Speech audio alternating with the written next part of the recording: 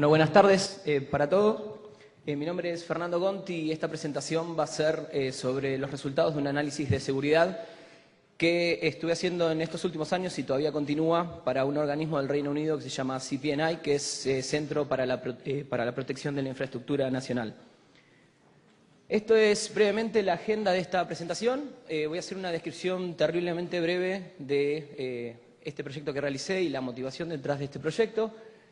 Luego vamos a pasar por una comparación muy breve entre las características de IPv4 e IPv6.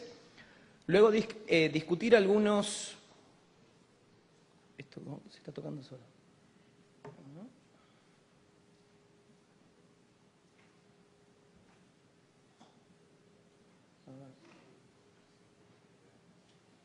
Ahí está.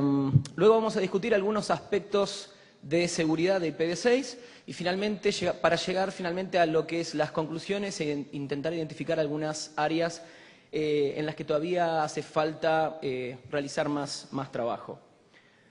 Bueno, descripción de este proyecto de seguridad en IPv6 hecho en CPNI.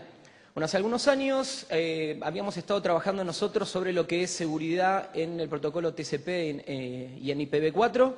El resultado de ese proyecto fue la publicación, el resultado final de ese proyecto fue la publicación de un par de documentos que en total fueron algo así como unas 160, 200 páginas, con recomendaciones principalmente para implementadores de los protocolos sobre cómo hacer una implementación segura de esos protocolos. En el momento en que nosotros publicamos esos resultados, en la comunidad es como que se argumentó, bueno, ¿por qué no hacíamos el mismo tipo de trabajo sobre IPv6? Bueno, y justamente el proyecto que estoy presentando yo ahora es los resultados de hacer el mismo tipo de trabajo sobre IPv6. La metodología de trabajo fue básicamente comenzar haciendo un análisis de seguridad de las especificaciones correspondientes. Por otro lado, también intentar analizar las implicancias de seguridad de algunas técnicas o alternativas de implementación. O sea, recuerden ustedes que en muchos casos a veces los estándares dejan vacíos o dejan algunas cuestiones medio abiertas. Bueno, intentar identificar potenciales problemas de seguridad. En algunos casos, en particular en aquellos en los cuales no existían herramientas para hacer ensayos, producir las herramientas, intentar realizar los ataques obviamente en laboratorios y finalmente publicar un grupo de documentos en los cuales se especifiquen mejores prácticas, en general para lo que es la implementación de estos protocolos, pero también algunas de ellas para lo que es el deployment de estos protocolos en redes. Bueno, actualmente todavía continuamos colaborando con fabricantes y algunos otros organismos. Básicamente ellos revisan los documentos, hacen ensayos y demás. Y nuestra idea es publicar el resultado de este trabajo en estos próximos meses. Actualmente ya el trabajo escrito tiene más de 200 páginas y es como que se expande con el tiempo, ya que, como mencionaba yo ayer, IPv6 es en algunas áreas como un moving target, es decir, siempre se van publicando actualizaciones, especificaciones nuevas y demás. Bueno, una comparación muy breve de lo que es IPv4 e IPv6. Acá voy a comparar yo nada más que aquellos aspectos que hacen a lo que es la funcionalidad básica de los protocolos. Obviamente hay muchísimos aspectos en los que cambian los protocolos, cosas específicas, campos de los paquetes y demás. Acá estamos analizando nada más diferencias en lo que hace a los protocolos para proveer esa funcionalidad básica de poder enviar un paquete de un determinado origen a un determinado destino. La diferencia más elemental entre ambos protocolos es obviamente el tamaño del espacio de direcciones, 32 bits en IPv4 contra los 128 bits en IPv6. Luego, lo que hace a, por ejemplo, características de autoconfiguración, la cuestión no es tan distinta en materia de funcionalidad, pero sí en los protocolos que se utilizan. En IPv4 se utiliza DHCP y también existe lo que es Router Solicitations y Router Advertisements, aunque el deployment de estos mecanismos para lo que es autoconfiguración no fue tan amplio. En lo que es IPv6, autoconfiguración se hace con Router Solicitations y Router Advertisements. También se puede hacer con DHCP versión 6, con la particularidad de que es opcional y no es mandatorio.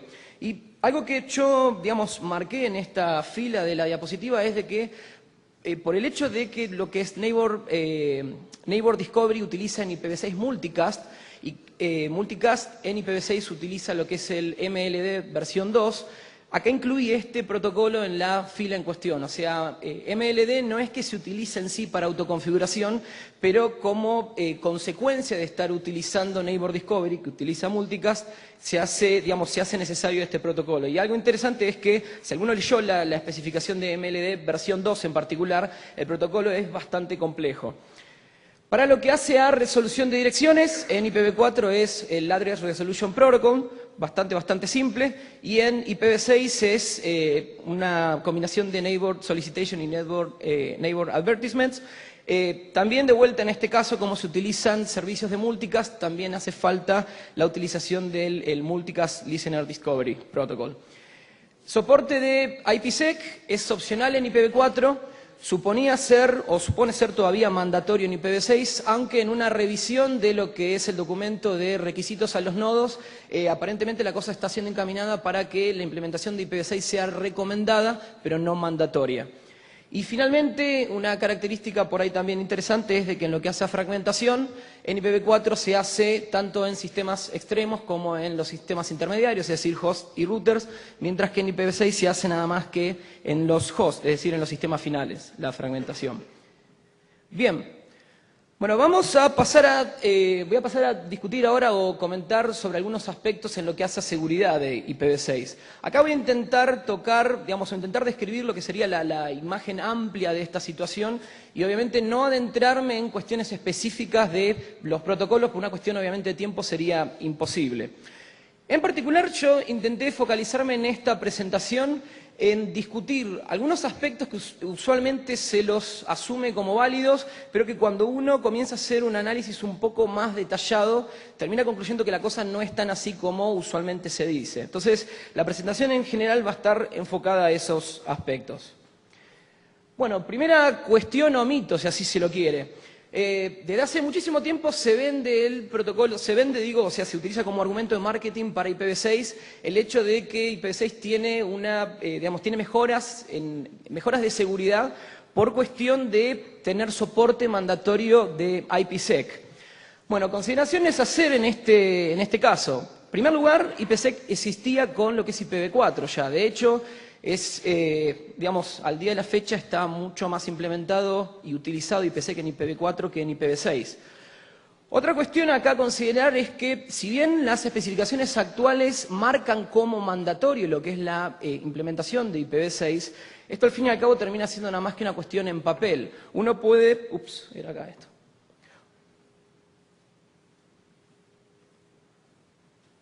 ¿Cómo se usa esto?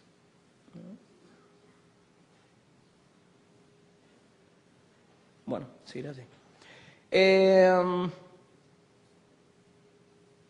No tengo ni idea cómo se usa esto.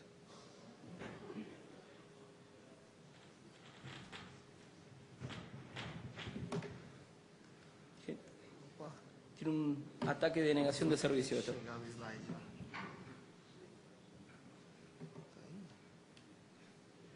Tengo una pelea a muerte con PowerPoint. Creo que la última vez, última vez que había tenido una presentación así, me terminé con la teoría de que había un Bluetooth conectado con alguien que no manejaba, pues las diapositivas se pasaban para adelante y para atrás sola. Yo no sabía si era estupidez mía o un problema de interoperabilidad que tengo con el PowerPoint. Ok, ¿este va para atrás? Genial. Bueno, seguimos entonces. Bueno, comentaba entonces que el requisito de IPsec es lo que hace IPv6, termina siendo una cuestión en papeles, básicamente. Uno puede tomar muchas implementaciones de IPv6 que no tienen implementación de IPsec y por el contrario puede encontrar también muchísimas implementaciones de IPv4 que, si bien no tienen un requisito formal de implementación de IPsec, sí lo tienen.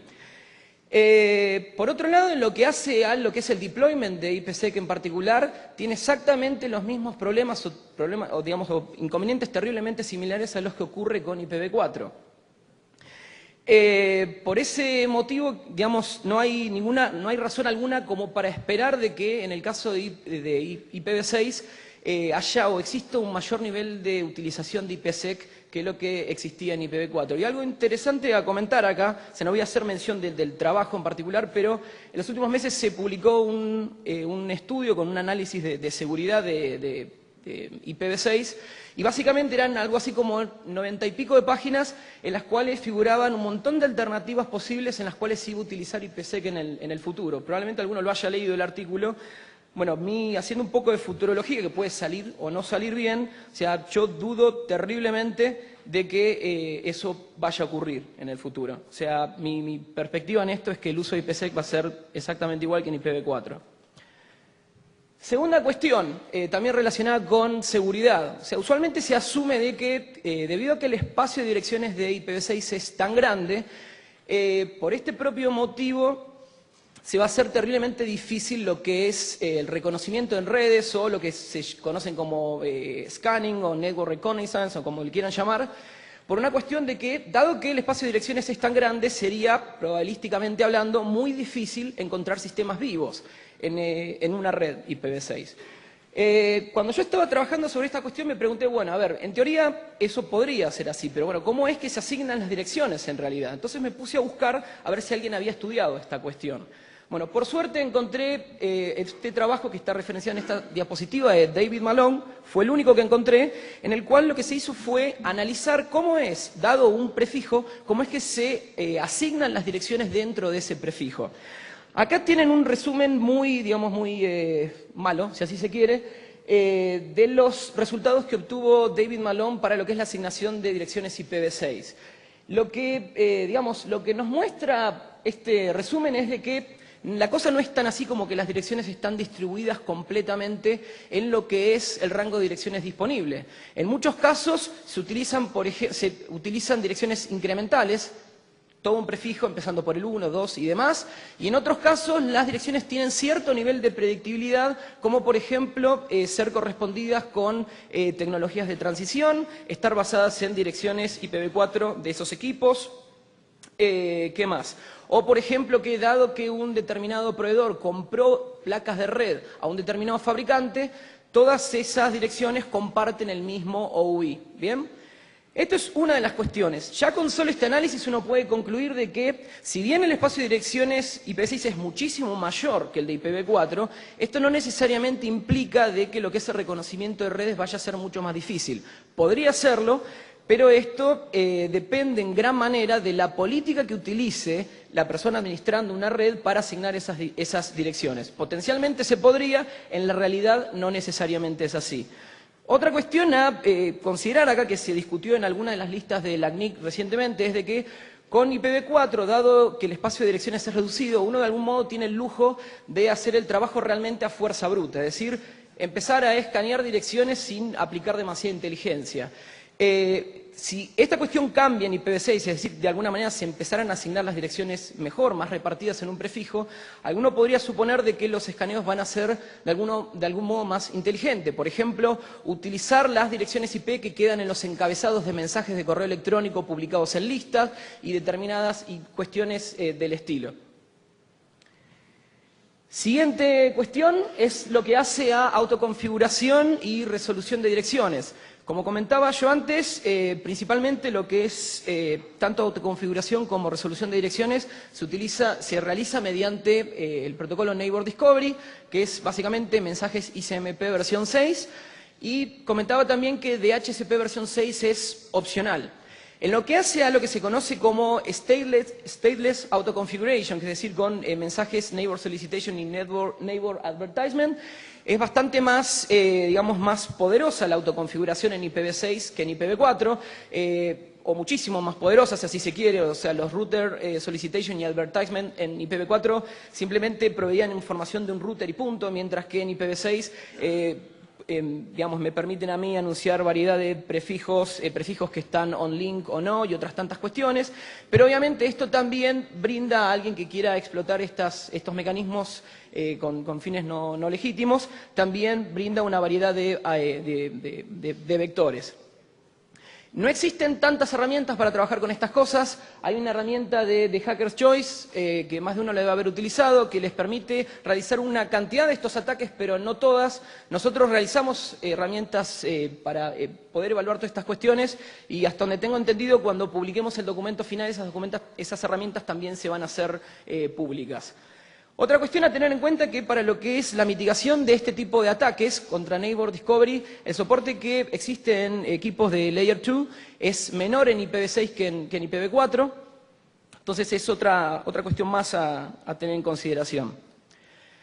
Por último, en lo que hace a este tópico de autoconfiguración y resolución de direcciones, es hacer algunos comentarios en lo que respecta a Zen. Usualmente cuando uno discute esto, la respuesta que obtiene es, bueno, pero entonces si estás preocupado por los problemas de seguridad en Neighbor Discovery, tendrías que estar utilizando Zen. Es el mismo tipo de respuesta que uno obtiene cuando se preocupa por seguridad y alguien le dice, bueno, si tenés problemas de seguridad tendrías que estar utilizando IPsec. Y las consideraciones son bastante similares. Bueno, Zen provee una cantidad de funcionalidades. En esta diapositiva intenta resumirlos. O sea, el resumen no sé si tiene tanto sentido porque, una cosa es listarlo y otra es entenderlo. O sea, confesión mediante, leí las especificaciones en cuestión fácil 4 veces y creo que me haría falta algunas veces más también. Pero las conclusiones de haber hecho el análisis correspondiente es de que yo no le veo tanto futuro a lo que es Zen para lo que es mitigar estas vulnerabilidades o esos potenciales ataques en Neighbor Discovery. Motivos hay muchos. En primer lugar, no está soportado ampliamente. Por ejemplo, sistemas Windows, hasta la última vez que chequeé, no lo tenían implementado. Otra cuestión es que es incompatible con las extensiones de privacidad, que de vuelta, por ejemplo, en el caso de Windows, se habilitan por defecto. Otra es incompatibilidad con DHCP versión 6. La IETF está trabajando en este área, pero a lo que es la realidad, si alguno quisiera implementarlo con DHCP versión 6, eso no lo va a poder hacer. Luego también Zen termina teniendo un requerimiento para lo que es PKI.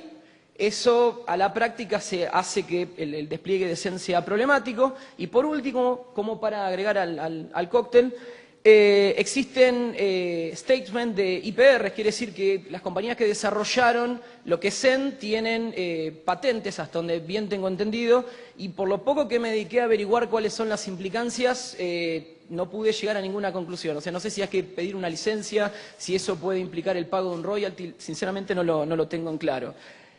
Finalmente, la cuestión es que, por más que se hubieran pasado por alto todas estas cuestiones, es decir, que todas estas cuestiones de implementación, incompatibilidad y demás no existieran, también está la pregunta de, bueno, a ver, ¿realmente me vale el esfuerzo el despliegue de Zen? Y el comentario que hago yo acá es de que actualmente existen otras partes críticas de lo que es el sistema de Internet que no están completamente segurizadas y que por el momento, a mi criterio, o sea, vale más la pena por ahí focalizarse en incrementar la seguridad de esas partes que en lo que es por ahí Zen. O sea, en este caso uno podría haber hecho un deployment de Zen y eso no quitaría, por ejemplo, si el DNS no estuviera segurizado, que alguien pudiera realizar algún ataque de caché poisoning o algo de ese estilo, lo cual a la práctica, al nivel de seguridad efectiva que esto aportó no fue demasiado. Siguiente cuestión, tecnologías de transición. O sea, como yo mencionaba en la presentación el día de ayer, estrategia original de transición era que lo que se conoce como dual stack, es decir, todo el mundo implementaba ambos protocolos. Eso no funcionó así. La estrategia actual se basa en una valija de herramientas, quiere decir un montón de tecnologías de transición disponibles que se aplican a distintos escenarios de red. Muchos sistemas implementan y habilitan estas tecnologías de transición por defecto. Y una consecuencia de esta cuestión es, por un lado, que obviamente se hace más compleja lo que es la red. Fíjense, yo mencioné un ejemplo concreto, hay unos ataques de bucles de ruteo que están referenciados acá, que se publicaron, creo que fue hace uno o 2 años, y que por ahí no se tenían previsto. Esa es una de las cuestiones. Por otro lado, también está la cuestión de que lo que es tecnologías de transición se ha utilizado en el pasado para lo que es, por ejemplo, bypassear políticas de seguridad. Esa es otra cuestión a tener en cuenta y algo que por algún motivo escapó de acá de la diapositiva, es de que cuando uno utiliza túneles, algún tipo de túnel en particular, aquellos que son automáticos, en muchos casos tiene que pasar por algún tipo de relay y eso hace de que el tráfico en cuestión, ese tráfico de transición, termine siguiendo una ruta que es usualmente muy distinta a la ruta que se utiliza para el tráfico nativo, por ejemplo, IPv4. Esto puede ser una preocupación o no, pero sí es algo a tener en cuenta. En muchos casos, si uno hace algún túnel con alguna compañía de X país que les está brindando un túnel, por más que fuera gratuito, o sea, tengan en cuenta que el tráfico está yendo por ahí, no por el camino que ustedes, no por el camino que habitualmente ese tráfico sigue. Otra de las cuestiones es, usualmente se dice que IPv6 lo que va a hacer es retornar la conectividad extremo a extremo. Esto supuso ser también otra motivación para lo que es el deployment de IPv6.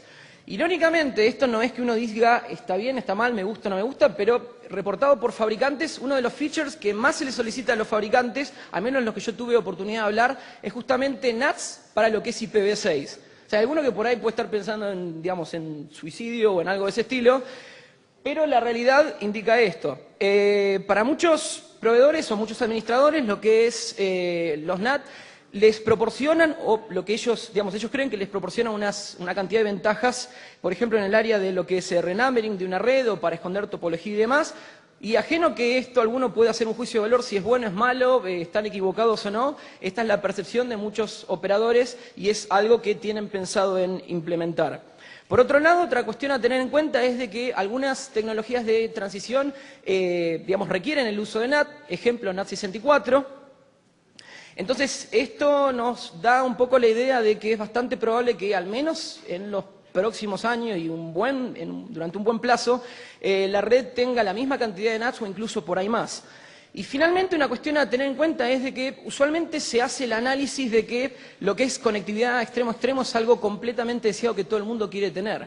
Bueno, como sorpresa por ahí para mí, pero en lo que fue el trayecto de este proyecto, hablando con individuos desde proveedores, operadores y demás, en muchos casos no se lo ve tan así esto. Es decir, muchas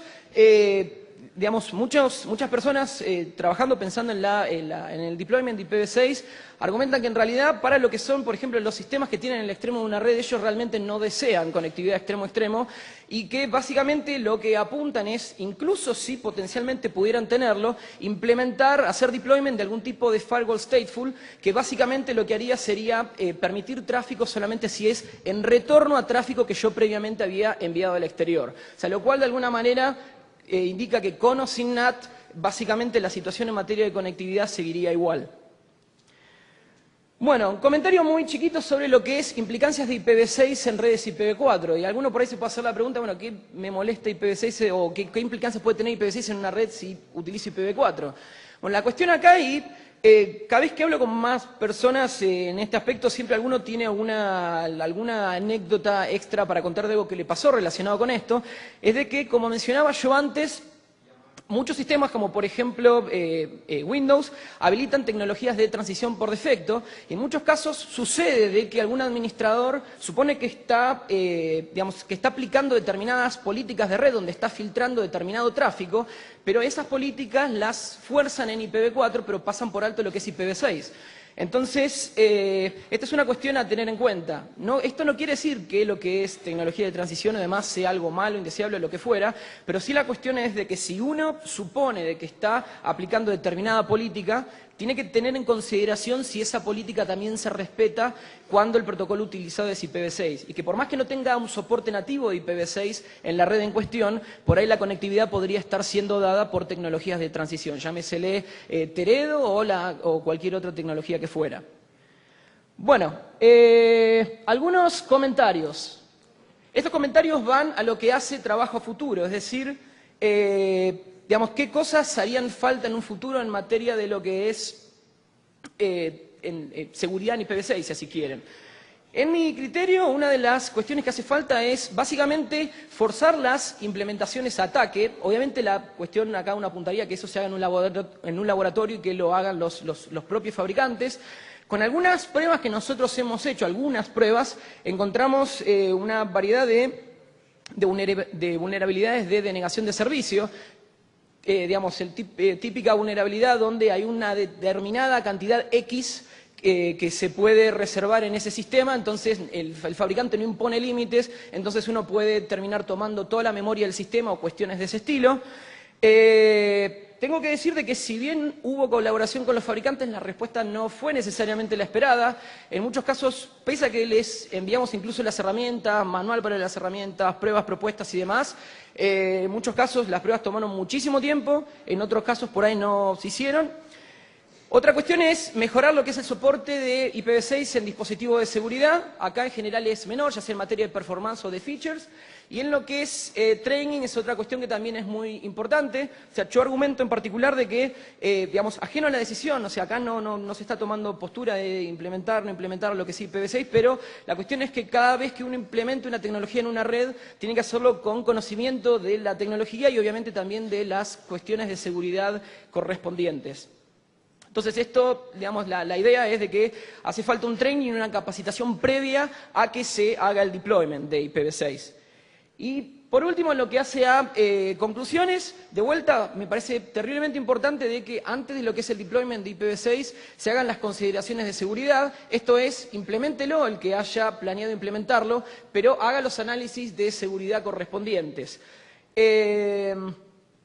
Por otro lado, si uno analiza lo que sería la tendencia de lo que sería seguridad en la red, la cuestión es bastante compleja. Alguno podría argumentar de que en el corto plazo por ahí las cuestiones de seguridad o problemas de seguridad van a aumentar por cuestiones lógicas. El código IPv6 es muchísimo menos maduro que lo que es el código IPv4. Y aparte, dado todo lo que tiene que ver con tecnologías de transición y demás, eso agrega complejidad a la red y la complejidad todo el mundo sabe que es enemigo de lo que es seguridad. Ahora, en lo que sería el largo plazo, sería bastante difícil medir el tiempo, pero en aquel momento en que nos quitemos bastante encima todo lo que sería tecnologías de transición y demás, mi idea es de que el nivel de seguridad va a ser muy comparable a lo que es IPv4. Y una cuestión a tener en cuenta acá es de que cuando uno se pone a analizar o intenta ver cómo IPv6 va a modificar de manera terriblemente considerable lo que es la cuestión de seguridad, hay que tener en cuenta de que la mayoría de los ataques de hoy en día no ocurren en capa 3, sino que los ataques ocurren en capas mayores, aplicaciones. Si uno chequea la cantidad de bugs que se reportan todo el tiempo, van a ver que los bugs son en aplicaciones, no sé, Acrobat o el navegador, aplicación de correo electrónico y demás. Entonces, digamos, para bien o para mal, por más bueno o malo que fuera el protocolo, nunca podría generar un cambio tan radical en lo que es la seguridad efectiva de una red, porque de vuelta la mayoría de las vulnerabilidades ocurren a redes, a capas superiores. E incluso en aquellas cuestiones, aquellas vulnerabilidades de capa 3 que son conocidas desde hace mucho tiempo y que ya eran conocidas en IPv4, IPv6 no es lo suficientemente diferente de IPv4 como para que pueda hacer una gran diferencia en este aspecto. Bueno, antes de pasar a las preguntas, que no sé si las habrá, o sea, quería hacer agradecimientos a CPNI, que la verdad me dieron un montón de soporte en lo que es este trabajo sobre seguridad en IPv6, y por otro lado porque también pudieron de alguna manera soportar las demoras. Esto es, como yo decía, un moving target. Comencé con una cantidad de páginas a revisar y a medida que pasa el tiempo eso se va incrementando cada vez más de una manera insoportable. Y luego a Cristian, Ruth Puente y Florencia Bianchi, que los organizadores de este evento, que se encargaron de darme el soporte y permitir que yo estuviera en este evento. Ajeno al tiempo que pueda haber acá para preguntas, les dejo mi dirección de correo electrónico y una dirección web donde se pueden encontrar algunos trabajos, y cual sea la pregunta que tengan, siéntanse libres de hacerla, por correo o cuando fuera. Gracias, Fernando. ¿Hay alguna pregunta para Fernando? ¿Alguna pregunta del público? Bueno, agradecemos a Fernando su presentación.